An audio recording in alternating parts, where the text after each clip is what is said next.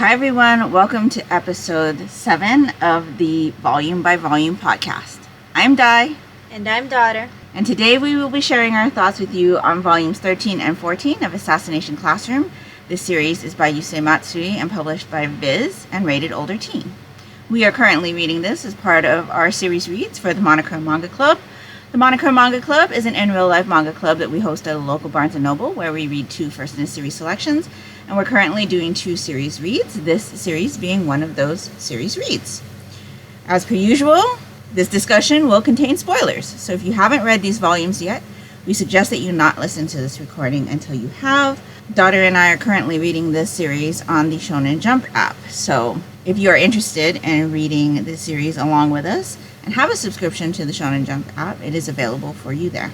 So now with all of that out of the way, let us share our thoughts with you on volumes 13 and 14. So these 2 volumes brought us the end of what I'm calling the Grim Reaper arc. I really don't know if that's the name of the arc or not, but that's what I'm calling it. We got 2 of my favorite things to see in manga, or at least in this manga. The testing arc. We got another testing arc.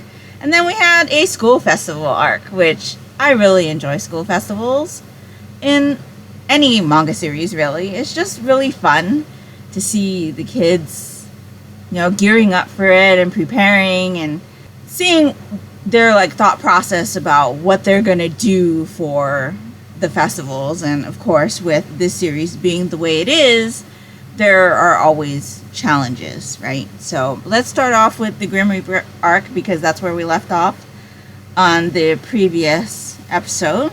So yeah, we got the end of the Grim Reaper arc. It was a little bit lackluster, if you ask me. I don't know.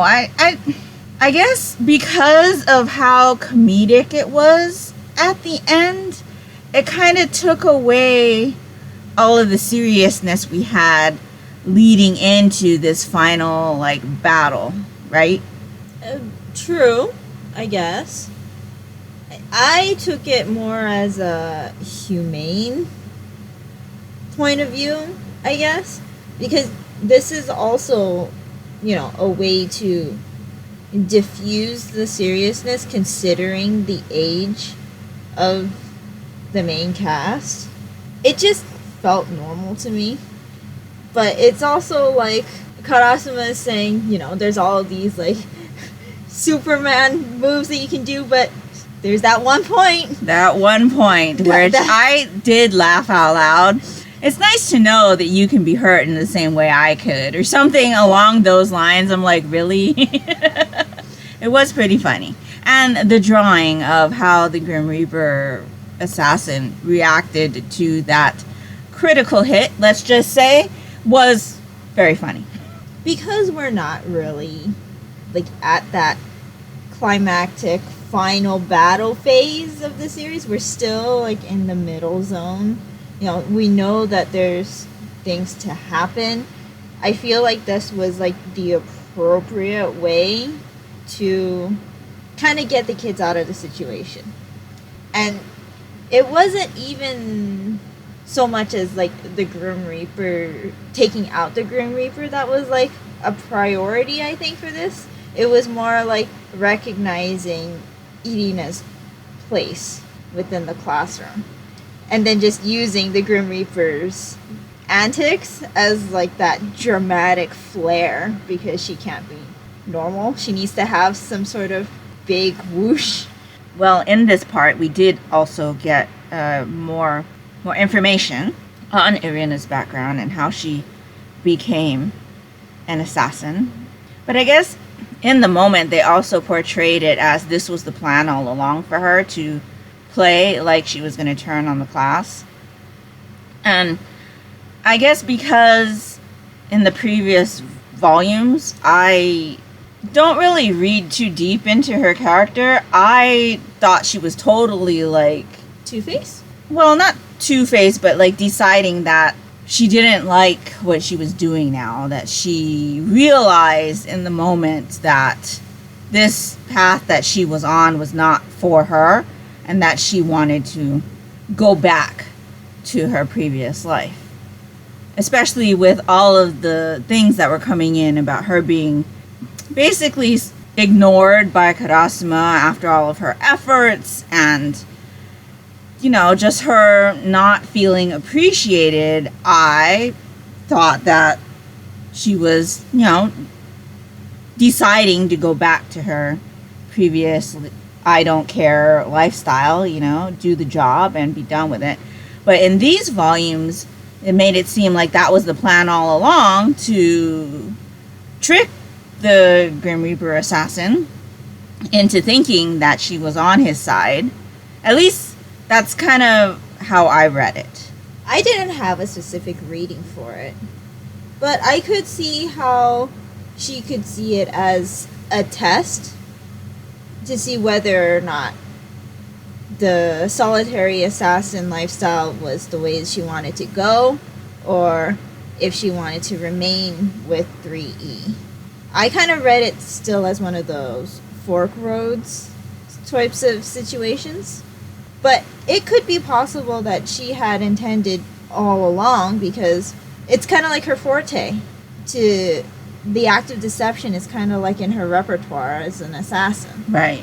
Now, it's been a couple weeks since we've read them, but in these volumes was the scene where the kids were in the cell and deceiving the cameras, right? So this is where Koto Sensei had to disguise himself on the floor, quote unquote nude, and he was all embarrassed, and all the kids were all like, no blushing, they're gonna be able to see. I don't know, those parts are like really funny for me, because you'd think that this character would, who can basically take out the world, is saying that he will take out the planet, and yet something so human as being nude in public when he's just an octopus, really. I mean, at least that's what we know. He's an octopus. Yeah, it was pretty funny.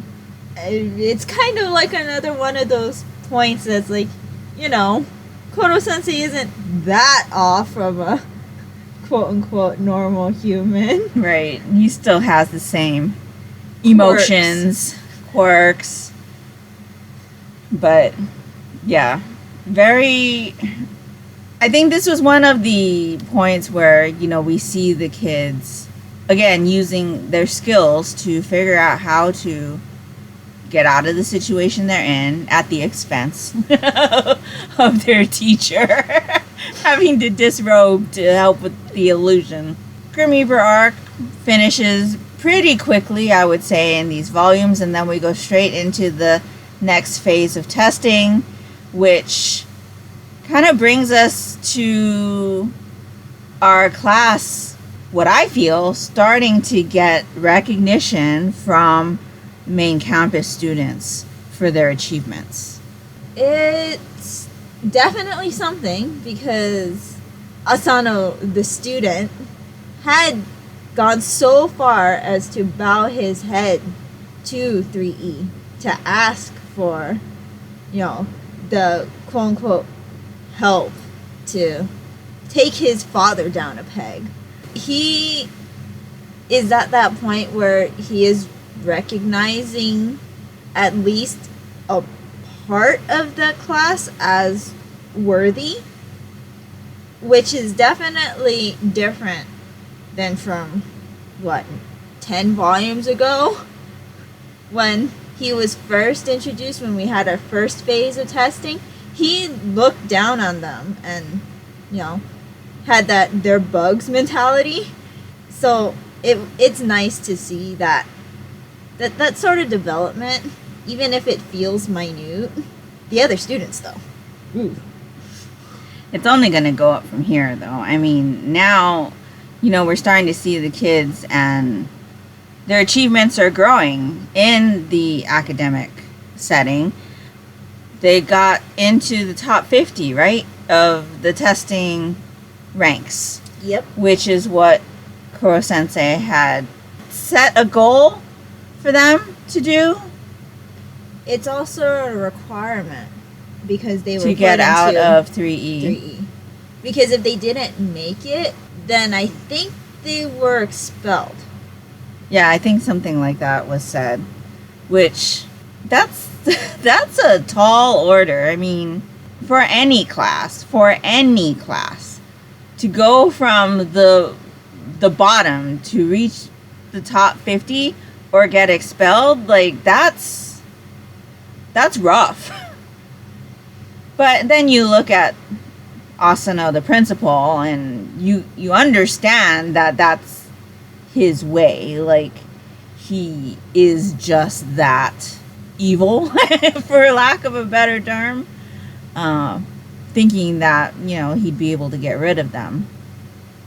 But also it comes to light that he has known about this plan all along, about having the kids be the ones to be trained to take out Koro-sensei.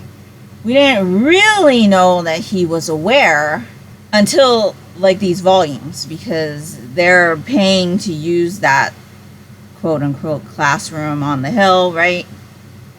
And that they had to work out the deal with him and things like that. And then, of course, what happens at the end of the volumes with the school being demolished, or at least their classroom being demolished. So, very interested to see what happens in light of that. Also, that whole brainwashing thing he did with the students was really strange. He is strange, though. Yeah, he is. But that was even weird for him, for me as somebody who's been reading him for now 14 volumes. I don't know, it just seemed strange, very strange. In a way, I guess you're peeling the onion. Yeah, I guess so. But in another way, I guess you could start to see his desperation. Oh, yeah. He's definitely, like, losing it. Yeah, his obsession with crushing 3E it's reaching a critical point. And as an adult, that's just embarrassing. I mean, for him to be acting like that as an adult is embarrassing. I'm sorry. Well, it's getting to the point that even the faculty are like, no, they don't even understand. Well, I guess we'll look forward to the next volumes to see how he evolves. Evolves? I don't know that evolve is the right word. Devolve might be better. But it's also an evolution because he's starting to collude with Shiro, I believe. Right. Well, starting to? Well, because that's what, like, because they both lost something to 3E. I think because they both have that shared objective, their obsessions are going to lead to some sort of creepy alliance. You didn't get the feeling that they knew of each other beforehand? Not really, because I personally don't like Shiro in the first place. And for me, reading no news of him was good news. I don't know. I kind of got the feeling that they at least knew of each other beforehand and what they were trying to do. Separately, but individually. And they could have. I mean, you don't really... Again, because no news is good news, he could have been in the shadows for all we knew. Right. Shiro. Right. Well, he probably was lurking because, you know, gathering intel on your enemy is a smart thing to do. So, yeah, definitely some interesting things to look forward to in the next volumes, but we cannot forget to talk to you about the school festival, which in itself, you know, again, brought its challenges to our class because they're so far away from the rest of the campus that the main campus thought they had it in the bag, and that, you know, it was detrimental for 3E to be so far away and that they'd lose. But this also brought us revisits from lots of other characters that we have seen previously in this series, and it also showed us that the Grim Reaper assassin was not as good as we were led to believe in his abilities in previous volumes, because none of his victims were actually dead. He shouldn't have modified his finger to be a mini gun. Apparently, he's not a good sharpshooter. Well, and what assassin doesn't make sure that their target is dead before walking away? One with a big ego, I Well, guess. obviously. I mean, we definitely saw him, like, slash and dash Irina's mentor, right? He was so confident. He just strutted off the panel. Well, exactly. And then comes back in this volume, right? Volume 14. Was it volume 4? Or was it earlier? I think it was slightly earlier. Yeah, it was slightly earlier. And then we met another one of the victims. The sharpshooter from the Kyoto arc, I think. Yeah. They're all like, I crawled out. I from was the- almost dead, but not quite. Well, and the terrorists showed up also. The gun-eating dude. We also got the other guy from that same storyline that met Nagisa when he was cross-dressing for the mission. And that kind of brought an eye-opening kind of revelation to Nagisa, I would say. Well, not to mention the guy himself, but this was the point in time where he started to doubt his place in the normal sphere of society, because he thought that he was only adept at assassination, and he had said that to Koro Sensei flat out. So with this guiding experience, in addition to teaching the grade schoolers, I think that was starting to help shape his view on as to what he could potentially do, which seems like it's going to be a sort of teacher role, or like maybe a counselor, like a guiding, Like some type of mentor. yeah. Well, it's pretty obvious that he's excelling in more things than just one. And he probably just didn't realize it until now, like this point. And, that might have to do with what happened with his mom. I think a lot of it is because of his environment at home. Just because his mother is imprisoning him into the roles that she wanted for her offspring, really.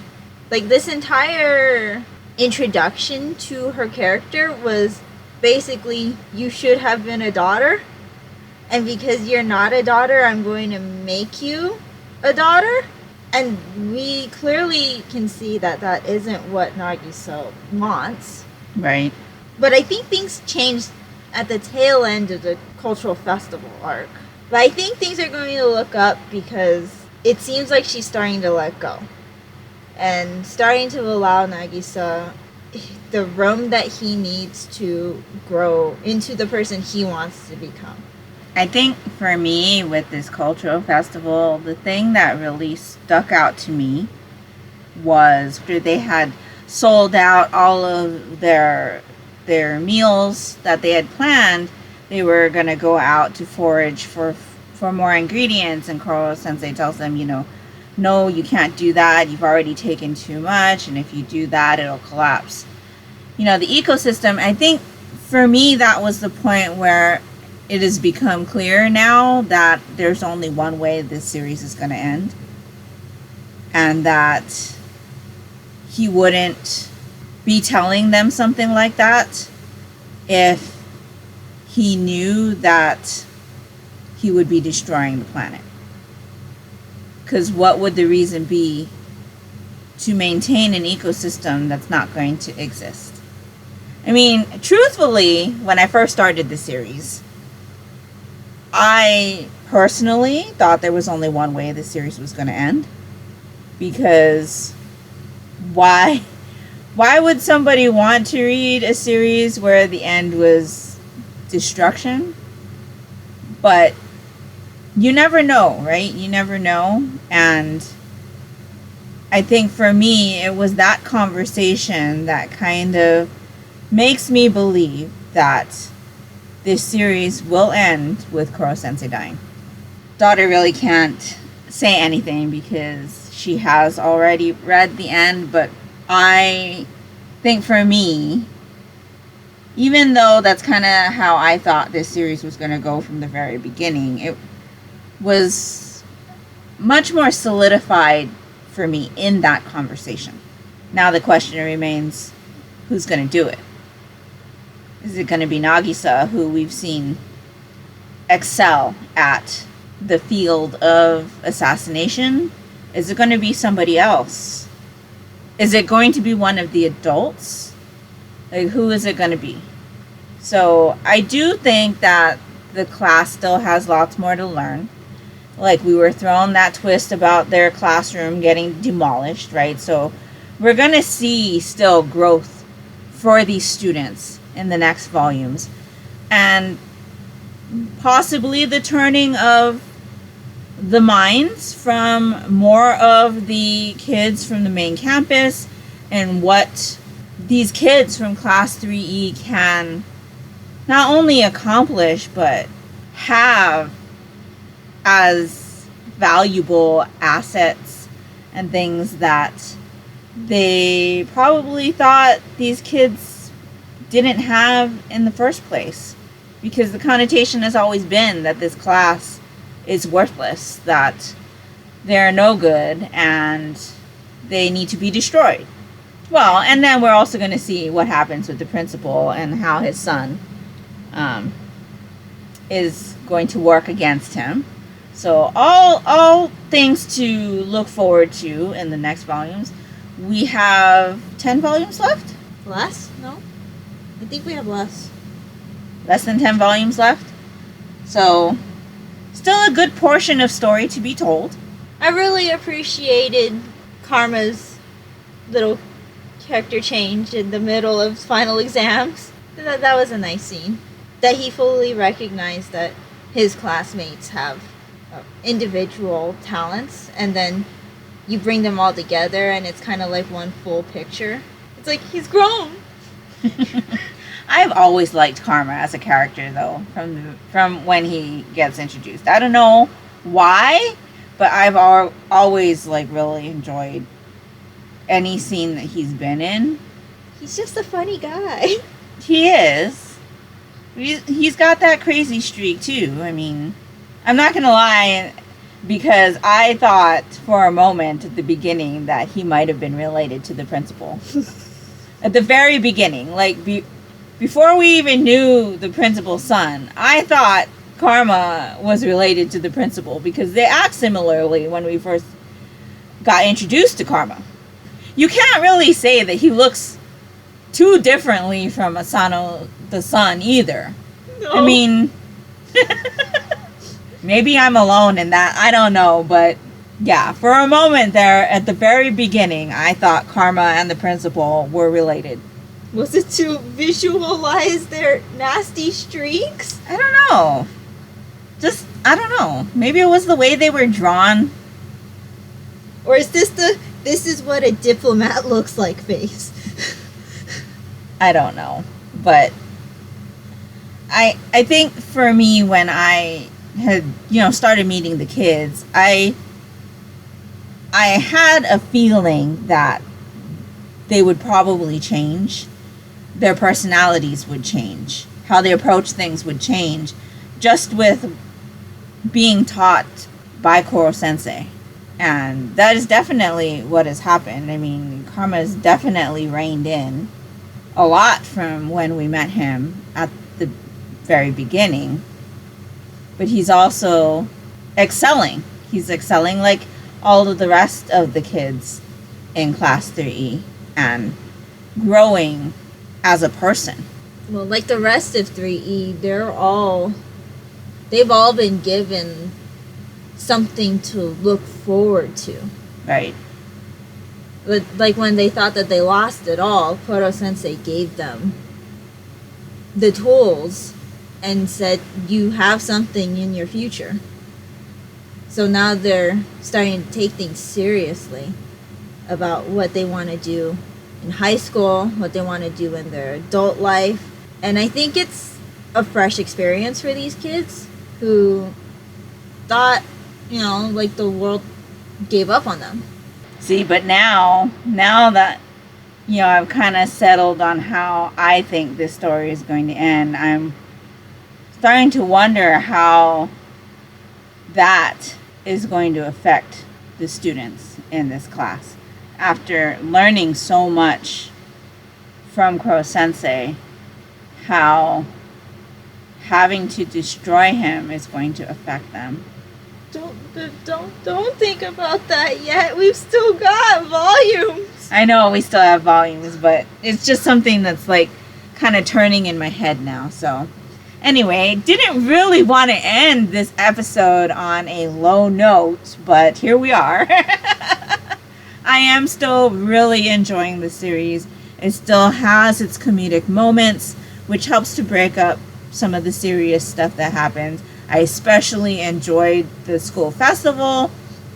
Not only seeing that, the Grim Reaper assassin wasn't as good as he claimed he was, or how we were led to believe, but also the revisitation of previous characters from other storylines that we saw, as well as more growth from our kids and how they're not only growing within themselves, but they're starting to affect the community around them. And I think that was like the biggest takeaway from that, because you not only had all of these people coming to revisit them and support them, you also had people who had been helped previously by them also coming to support them, like the little children from the school. And so, yes, really enjoyed these two volumes, and looking forward to seeing what's going to happen in light of what happened at the end of these volumes. So we will be back for another episode either at the end of this month or early September for volumes 15 and 16. And yeah, I think that's pretty much all we have for today. So let us know down in the comments below if you are reading along, what you thought of these volumes. And as always, you can always come to discuss any of the Monochrome Manga Club selections with us in our Discord, which is also linked down in the description box below. So until next time, we hope that you will continue to read Assassination Classroom with us, volume by volume. Bye!